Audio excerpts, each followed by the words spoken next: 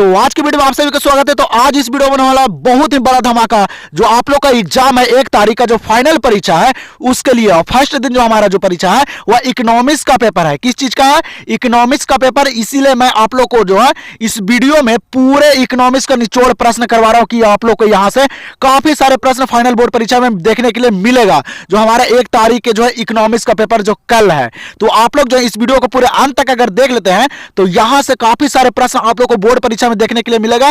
तो आप लोग के पास अगर समय है तो आप लोग इस वीडियो को पूरे अंत तक देख लीजिए और सारे प्रश्न को कर लीजिए। जिस जिस बच्चे का इकोनॉमिक्स का पेपर है वह सारे इस प्रश्न को कर लीजिए और कल बोर्ड एग्जाम में देखिएगा आप लोग को यहां से कितना प्रश्न देखने के लिए मिलता है। तो चलिए हम लोग ज्यादा समय नहीं लेंगे और करते वीडियो को स्टार्ट और करते मोस्ट ऑब्जेक्टिव प्रश्न इकोनॉमिक्स जो हमारे कल के पेपर में आने वाला है।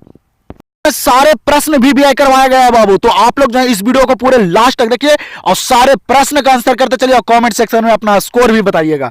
क्या करा? पहला नंबर प्रश्न कि सरकार आय के वितरण को बदलने के लिए क्या करती है? सरकार आय के वितरण को बदलने के लिए क्या करती है बाबू? कौन सा कार्य करती है बताइए आप। सरकार आय के वितरण को बदलने के लिए क्या करती है? तो धनी से अधिक कर वसूलती है और गरीबों पर अधिक खर्च करती है बाबू, और सार्वजनिक वस्तुओं का प्रावधान करती है। ये याद रखिएगा। सरकार आय के लिए वितरण के बदलने के लिए क्या क्या करते हैं? ये तीनों करती है। दम रट जाइए, सारे प्रश्न को याद कर लीजिए। तो यहां पे जो पहला नंबर प्रश्न का राइट आंसर हो जाएगा ऑप्शन नंबर डी। चलिए अगला प्रश्न को देखिए। दूसरा नंबर प्रश्न देगा क्या करा कि पूंजीगत प्राप्तियों की सबसे मुख्य मद क्या है? बताइए तो पूंजीगत प्राप्तियों की सबसे मुख्य मद जो है बाबू वह क्या है? बताइए। सारे प्रश्न इंपॉर्टेंट है एकदम। सारे प्रश्न को अगर रट जाते हैं तो यहां से प्रश्न आप लोग को बोर्ड परीक्षा में कल के देखने के लिए मिलेगा। जो बाबू पूंजीगत प्राप्तियों की सबसे जो मुख्य मद है वह क्या है? तो सार्वजनिक उपक्रमों के शेयर की बिक्री से आय है। याद रखिएगा। तो यहां पे दूसरा नंबर प्रश्न का आंसर क्या हो जाएगा? Option number C. तो ऑप्शन को नहीं पढ़ेंगे, दम सारे प्रश्न को करते चलेंगे और आप लोग सारे प्रश्न को याद करते चलिएगा।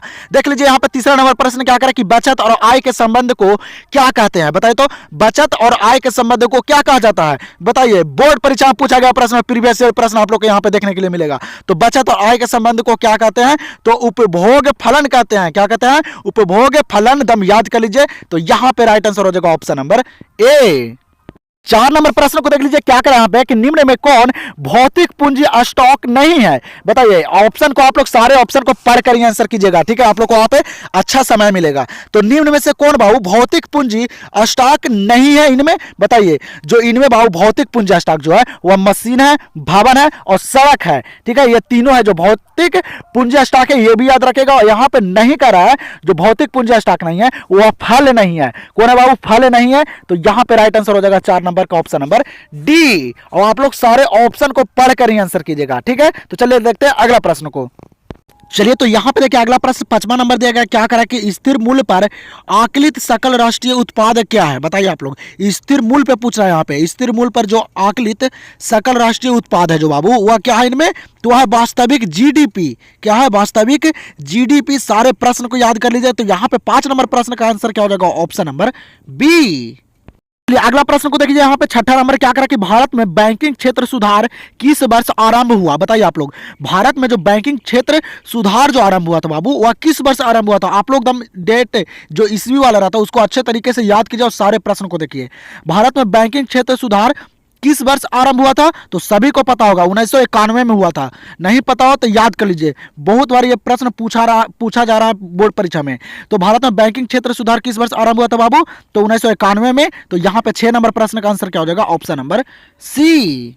तो आप लोग बाबू अभी तक टेलीग्राम चैनल को ज्वाइन नहीं किए तो जाइए जल्दी से टेलीग्राम चैनल को ज्वाइन कर लीजिए, क्योंकि आप लोग को पता होगा कि बिहार बोर्ड जो है एग्जाम से पहले ही पेपर को लीक कर देता है। तो पेपर अगर आ जाएगा तो आप लोग को टेलीग्राम पे मैं डाल दूंगा, आप लोग वहां से देखकर चले जाना। तो आप लोग जाइए और जल्दी से डिस्क्रिप्शन में, इस वीडियो के डिस्क्रिप्शन में यहाँ पे लिंक दे दिया हूँ और टेलीग्राम को ज्वाइन कर लीजिए। यहाँ पे 7वां नंबर प्रश्न क्या करा कि बजट की अवधि क्या होती है? बजट की अवधि जो होती है बाबू यह क्या होती है? तो सभी को पता होगा बजट की जो अवधि होती है वह वार्षिक होती है।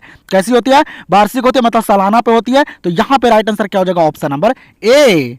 लोग अगर सारे प्रश्न को कर लेते तो यहां से काफी सारे प्रश्न आप लोग को बोर्ड परीक्षा में देखने के लिए मिलेगा कल के परीक्षा में। बताइए यहां पे क्या करा 8 नंबर प्रश्न कि विनिमय दर में मूल्यह्रास को क्या घटेगा? बताइए। विनिमय दर में मूल्यह्रास से क्या घटता है? बताइए तो जल्दी से बताइए, बहुत इंपॉर्टेंट प्रश्न है बाबू। तो विनिमय दर में जो मूल्यह्रास से जो घटता है बाबू वो क्या घटता है? तो निर्यात घटता है। क्या करता है, निर्यात करता है, याद रखिए एकदम। तो यहां पे 8 नंबर प्रश्न का राइट आंसर हो जाएगा ऑप्शन नंबर बी। चलिए तो यहां पे अगला प्रश्न को देखिए, क्या करा कि भारत में 1 रुपया का नोट कौन जारी करता है। बहुत इंपॉर्टेंट प्रश्न, बताइए आप लोग, भारत में 1 रुपया का नोट जो जारी करता है वह कौन जारी करता है, बताइए आप लोग। देखते हैं कितने बच्चों को पता होगा कि भारत में 1 रुपया का नोट जो है वह कौन जारी करता है। आप लोग सारे प्रश्न का आंसर करते चलिए, ठीक है। तो भारत में 1 रुपया का नोट कौन जारी करता है बाबू, तो भारत सरकार वित्त का मंत्रालय कौन करता है, भारत सरकार की वित्त का मंत्रालय करता है, याद रखेगा। तो यहां पे राइट आंसर हो जाएगा ऑप्शन नंबर सी। यहाँ पे ऑप्शन में थोड़ा सा गड़बड़ी है, देखिए यहाँ पे ऑप्शन जो है आगे पीछे हो चुका है। तो आप लोग सिर्फ याद रखेगा कि इसका आंसर जो क्या होगा, तो यहाँ पे भारत सरकार वित्त मंत्रालय द्वारा 1 रुपया का नोट जारी किया जाता है। तो आप लोग ये बातें याद रखें। तो चलिए देखते हैं अगले प्रश्न को। 10 नंबर प्रश्न को देख लीजिए, क्या करा कि महामंदी किस वर्ष आई, बताइए। तो महामंदी जो आई थी बाबू वह किस वर्ष आई थी, बताइए आप लोग। सारे प्रश्न को रट जाइए एकदम, ईस्वी वाले को अच्छे तरीके से याद कीजिएगा, ठीक है। तो महामंदी किस वर्ष आई थी बाबू, तो महामंदी जो आई थी बाबू वह किस वर्ष, तो 1929 में। कब आई थी, 1929 में, याद रखेगा यहाँ पे। तो 10 नंबर राइट आंसर क्या हो जाएगा, ऑप्शन नंबर बी। अगला प्रश्न 11 नंबर को देख लीजिए, क्या करा कि संतुष्टि बजट गुणांक का मान क्या है, बताइए। तो संतुष्टि बजट गुणांक का मान जो है बाबू वह इनमें क्या है, वो आप लोग सारे ऑप्शन को पढ़कर ही आंसर कीजिएगा, ठीक है। तो संतुष्टि बजट गुणांक का मान क्या है, तो वह है 1। क्या बाबू, 1 है, याद रखेगा। तो यहां पे 11 नंबर प्रश्न का आंसर हो जाएगा ऑप्शन नंबर बी। चलिए तो यहां पे ध्यान दीजिए, अगला प्रश्न क्या करा कि आवश्यक वस्तुओं की मांग की लोच होती है, बताइए। तो आवश्यक वस्तुओं की मांग की जो लोच होती है वह क्या होती है, आप लोग यहाँ पे ऑप्शन देगा तो आप लोग जल्दी से बताइए। आवश्यक वस्तुओं की मांग की लोच क्या होती है, तो वह होती है बाबू शून्य। क्या होती है, शून्य होती है, याद रखिएगा। तो यहां पे जो राइट आंसर हो जाएगा ऑप्शन नंबर ए। चलिए अगला प्रश्न यहाँ पे 13 नंबर दिया गया, क्या करा कि मांग की लोच कितने प्रकार की होती है, बताइए। तो मांग की लोच जो होती है बाबू वह कितने प्रकार की होती है। तो आप लोग जो है इस प्रश्न का आंसर जल्दी से कमेंट सेक्शन में दीजिए, देखते हैं कितने बच्चों को पता होगा इस प्रश्न का आंसर। इससे पता चलता है कि आप लोग का जो बोर्ड परीक्षा जो है वह कितना बढ़िया तैयारी है आप लोग को, ठीक है। तो आप लोग जल्दी इस प्रश्न का आंसर जल्दी से कॉमेंट सेक्शन में दे दीजिए। तो हम लोग देखते हैं अगले प्रश्न को। चलिए 14 नंबर प्रश्न क्या करा कि निम्न में से कौन अर्थव्यवस्था की पूंजी है, बताइए। तो इनमें कौन जो है बाबू वह अर्थव्यवस्था की पूंजी है। दम बहुत ही इंपॉर्टेंट प्रश्न है बाबू, दम आप लोग पूरे प्रश्न को कीजिए। क्या करा कि निम्न में से कौन अर्थव्यवस्था की पूंजी है, तो अर्थव्यवस्था की जो पूंजी है इनमें बाबू वह इनमें सभी है। क्या है, भवन है, कार्यालय है, सड़क हेतु हवाई अड्डा है, ठीक है। ये सारे हैं क्या, अर्थव्यवस्था की पूंजी, याद रखेगा। तो यहां पे 14 नंबर प्रश्न का आंसर हो जाएगा ऑप्शन नंबर डी। चलिए 15 नंबर प्रश्न क्या करा है कि सस्ते दर पर रसोई गैस किसका उदाहरण है। सस्ते दर पर रसोई गैस जो है बाबू वह किसका उदाहरण है, बताइए आप लोग। तो सस्ते दर पर जो रसोई गैस है वह किसका उदाहरण है, तो उपदान का। किसका, उपदान का, याद रखेगा। तो यहां पे 15 नंबर प्रश्न का आंसर हो जाएगा ऑप्शन नंबर ए। चलिए अगला प्रश्न यहाँ पे क्या करा है कि उत्पादन का सक्रिय साधन है। उत्पादन का सक्रिय साधन क्या है, बताइए। यह प्रश्न बोर्ड परीक्षा में पूछा गया प्रश्न है। तो आप लोग सारे प्रश्न का आंसर कीजिए और कमेंट सेक्शन में बताइएगा भी कि आप लोग का स्कोर जो है कितना हुआ, ठीक है। तो उत्पादन का सक्रिय साधन क्या है, तो उत्पादन का सक्रिय साधन जो है बाबू वह क्या है, तो श्रम है। क्या है, श्रम है, याद रखेगा। तो यहां पे क्या हो जाएगा 16 नंबर प्रश्न का आंसर ऑप्शन नंबर बी। और आप लोग को बहुत वीडियो पसंद आ रहा है तो वीडियो को आप लोग लाइक कीजिए और चैनल से नहीं जुड़ा है तो आप लोग जल्दी से चैनल को सब्सक्राइब कर लीजिए, ठीक है। यहां पे अगला प्रश्न को देखिए, क्या करा 17 नंबर कि निम्नलिखित में से कौन स्थिर लागत नहीं है, बताइए। तो स्थिर लागत जो इनमें नहीं है वह कौन नहीं है, तो स्थिर लागत जो इनमें नहीं है बाबू वह कच्चे माल की लागत नहीं है। क्या है, कच्चे माल की जो लागत है वह स्थिर लागत नहीं है, याद रखेगा। तो यहां पर 17 नंबर प्रश्न का आंसर क्या हो जाएगा, ऑप्शन नंबर सी।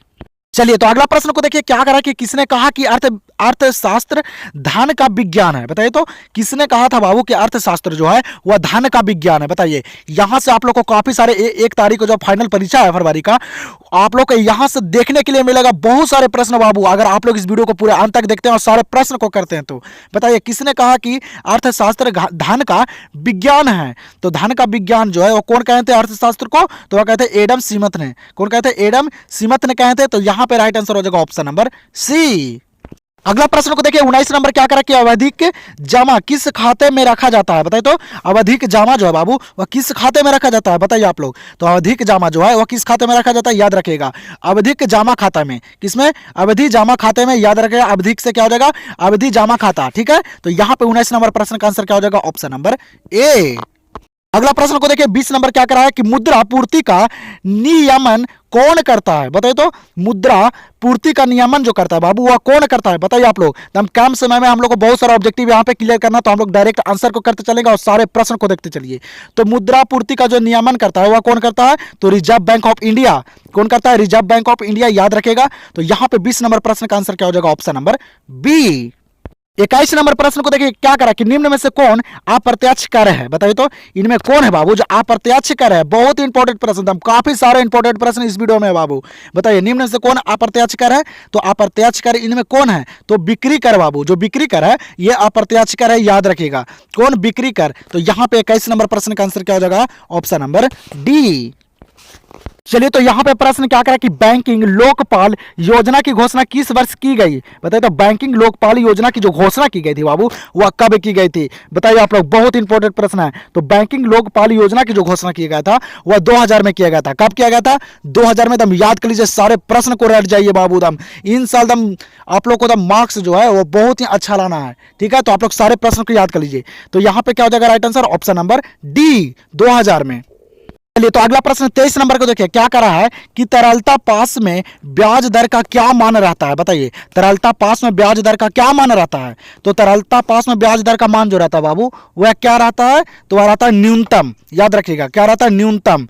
तो यहां पे क्या हो जाएगा right answer? Option number B. चलिए तो अगला प्रश्न को देखिए 24 नंबर, क्या करा है कि उदासीनता वक्र की क्या ढाल होती है? बताइए तो उदासीनता वक्र की जो ढाल होती है बाबू यह क्या होती है? बताइए आप लोग। तो उदासीनता वक्र की जो ढाल होती है वह ऋणात्मक होती है। कैसी होती है? ऋणात्मक होती है, याद रखिएगा। तो यहां पे क्या हो जाएगा 24 नंबर प्रश्न का right answer? Option number B. अगला प्रश्न क्या करा 25 नंबर की मांग वक्र की ढाल क्या होती है? बताइए वहां पे उदासीनता वक्र की ढाल जो होती है वह ऋणात्मक। तो यहां पे क्या करा कि मांग वक्र की जो ढाल होती है वह क्या होती है? तो मांग वक्र की भी ढाल जो होती है बाबू वह ऋणात्मक होती है। कैसी होती है? ऋणात्मक होती है, याद रखिएगा। तो यहां पे भी 25 नंबर प्रश्न का आंसर क्या हो जाएगा? Option number B. 26 नंबर प्रश्न को देख लीजिए, क्या करा 26 नंबर की समान वस्तु की मांग आय में वृद्धि के साथ क्या होगी? बताइए तो समान वस्तु की मांग जो बाबू आय में वृद्धि के साथ क्या होगी? बढ़ेगी, घटेगी कि स्थिर रहेगी? बताइए तो बहुत इंपॉर्टेंट प्रश्न है बाबू। आप लोग को तो यहाँ से काफी सारे प्रश्न एकदम देखने के लिए बोर्ड परीक्षा मिलेगा। सारे प्रश्न गेसिंग करवाया गया प्रश्न है। तो बताइए समान वस्तु की मांग आय में वृद्धि के साथ क्या होगी? तो वह बढ़ेगी। क्या होगी? बढ़ेगी, याद रखेगा। तो यहां पे हो जाएगा 26 नंबर प्रश्न का आंसर ऑप्शन नंबर ए। अगला 27 नंबर को देखिए, क्या करा कि बिस्कुट का बाजार किस प्रकार का बाजार है? बिस्कुट का बाजार जो है बाबू वह किस प्रकार का बाजार है? बताइए आप लोग, ये पूछा गया प्रश्न है। तो बिस्कुट का बाजार जो है वह किस प्रकार का बाजार है? याद रखेगा। तो पूर्ण प्रतियोगिता। कैसी? पूर्ण प्रतियोगिता है। तो यहां पे राइट आंसर हो जाएगा ऑप्शन नंबर डी। 28 नंबर प्रश्न क्या करके अर्थव्यवस्था किसका उत्पादन करती है? बताइए तो अर्थव्यवस्था जो बाबू वह किसका उत्पादन करती है? तो बताता हूं, जो अर्थव्यवस्था है वह किसका उत्पादन करती है? तो वस्तुओं का और सेवाओं का। किसका? वस्तुओं का और सेवाओं का, याद रखेगा। यह प्रश्न को काफी इंपॉर्टेंट प्रश्न है। तो यहां पे क्या हो जाएगा right answer? Option number D. चलिए अगला प्रश्न 29 नंबर देगा, क्या करें कि निम्न में से कौन व्यक्ति वस्तुओं का उत्पादन कर रहा है? बताइए तो क्या करें कि निम्न में से कौन जो है बाबू वह व्यक्ति वस्तुओं का उत्पादन कर रहा है? तो व्यक्ति वस्तुओं का जो उत्पादन कर रहा है यहाँ पे वह बुनकर कर रहा है। कौन कर रहा है? बुनकर, याद रखेगा। कौन? बुनकर। तो यहाँ पे क्या हो जाएगा right answer? Option number D. अगला प्रश्न को देख लीजिए 30 नंबर, क्या करा कि निर्गत के शून्य स्तर पर कुल लागत है? बताइए तो निर्गत के शून्य स्तर पर कुल लागत क्या है? बताइए आप लोग, बहुत इंपॉर्टेंट प्रश्न है। बताइए 30 नंबर प्रश्न का आंसर। निर्गत के शून्य स्तर पर जो कुल लागत है बाबू वह क्या है? तो स्थिर लागत है। क्या है? स्थिर लागत है, याद रखेगा। तो यहाँ पे 30 नंबर प्रश्न का आंसर क्या हो जाएगा? Option number B. अब आप लोग को वीडियो पसंद है तो वीडियो को आप लोग लाइक और चैनल से जुड़ना नहीं भूलेगा, और टेलीग्राम चैनल को जाकर जल्दी से ज्वाइन कर लीजिए, क्योंकि आप लोग को जो प्रश्न अगर आ जाएगा टाइम से पहले तो आप लोग को वहाँ पे टेलीग्राम पर डाल दूंगा, आप लोग वहाँ से देखकर चले जाइएगा। और आप लोग को तो मैं यहाँ से 30 प्रश्न जो मैं करवाऊँ इसमें से आप लोग कितने प्रश्न को सही किए हैं जल्दी से कमेंट सेक्शन में बताइए। और आप लोग को यहां से काफी सारे प्रश्न बोर्ड परीक्षा में देखने के लिए मिलेगा बाबू।